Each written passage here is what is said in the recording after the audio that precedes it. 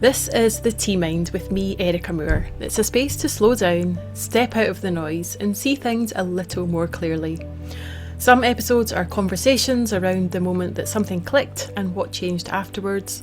Others are short clarity sessions, a few minutes where we sip tea together so we can come back to ourselves and think clearly in the middle of a full day. Because when the usual pace stops working and everything starts to feel a little bit unclear, the answer is rarely more information. It's usually a little more attention. A chance to pause and to see what's been overlooked, and to create enough space for clarity to find you. Welcome back to The Tea Mind. If you've got a niggling feeling that if you listened in properly you'd maybe hear a slightly uncomfortable truth, then this practice is all about giving it enough room to speak. It doesn't have to be a big truth, it might just be something that you've noticed about your work or your time or a relationship or just the way that you've been living lately. Maybe something that you haven't quite said to yourself yet. So before we begin, just make sure that you're somewhere that you can safely give this a few minutes of your attention and bring your tea along with you if you can, or just listen along. Today I am brewing some second flush Darjeeling tea with its lovely, delicate, fresh aroma, that muscatel character that's so reminiscent of Darjeeling. And it's got a real gentle depth with a clean finish that lingers long after you swallow. As a second flush tea, it's matured under the warmer late spring sun, and it might invite more honesty and clarity into your day today. So I invite you to choose any black tea that you're drawn to and see what it invites and opens up in you today. So just go ahead and pour yourself some tea and just watch the steam for a moment as you bring the cup close enough to notice the aroma, and just leave it there for a little second without having to drink yet. As we pause with our tea, just becoming present to this moment, allowing the warmth of the tea and the cup in your hands to be enough to gently unwind your shoulders and get ready to sip slowly as we ease into the next breath. And go ahead and take your first sip now, and as you do, just pay attention to it. And black teas, particularly florally black teas like Darjeeling, can be quite revealing. They don't tend to hit you with a really big flavour, just one big flavour. There's lots of different details to notice, different nuances. It might be something a little bit sweet, or perhaps a little sort of fruit flavour to it, and then just notice the finish, whether it's clean, slightly dry. Every tea is different, so just notice whichever tea you're drinking is actually giving you today. And as you breathe in, just feeling the warmth of the cup in your hands and noticing the warmth of the tea as it trickles down your body. And taking a look at where you are today, not physically, but just in your life. What's been taking up a lot of your attention recently? And without overthinking it, just notice what comes to mind. And I've been thinking about this myself recently because I've just come back from 6 weeks of travelling with my family throughout Spain and France and New Quay. And it was really special, proper time together. Lots of time to explore and time to try new things without needing them to lead anywhere, which I can sometimes find quite tricky.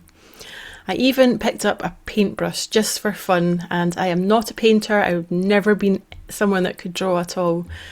So it sounds like a very ordinary thing, but I really noticed something in it because I didn't have a business case for painting, and there was no content plan, nothing I needed to turn it into. I allowed myself to simply enjoy doing it. So as you take another sip of your tea now, just notice how the flavours changed as the tea has cooled a little bit. Being away gave me enough distance to admit something that I'd probably known for a while. I had started to allow work to take over a little bit more than I'd wanted it to. And the trouble is that I really love what I do. I am really passionate about it and all in, but I also want room for other parts of my life that don't need to contribute to what I do. And just let your grip on your cup loosen a little bit more as you notice if you've been holding any tension somewhere while you've been listening. And just breathe in, and on your out breath, just release what you can. Recently on the podcast, I spoke with Sarah Robertson. It was episode 84 about having the courage to slow down.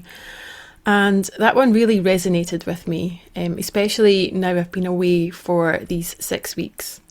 And back on episode 80, I spoke with Eleanor Cunningham, who had already planted that little seed about creativity and perhaps picking up a paintbrush, and about making something because you want to make it and for no other reason.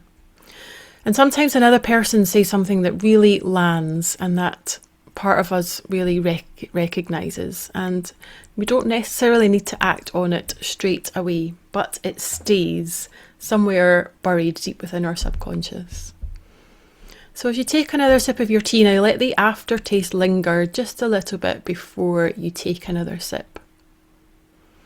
And become aware if there's anything like that sitting quietly with you now. Something that you've noticed more than once, something that maybe keeps resurfacing.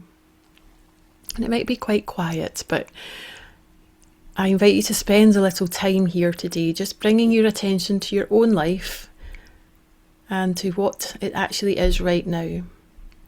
Just in this moment, not the version of your life that you're working towards at some point in the future, but now.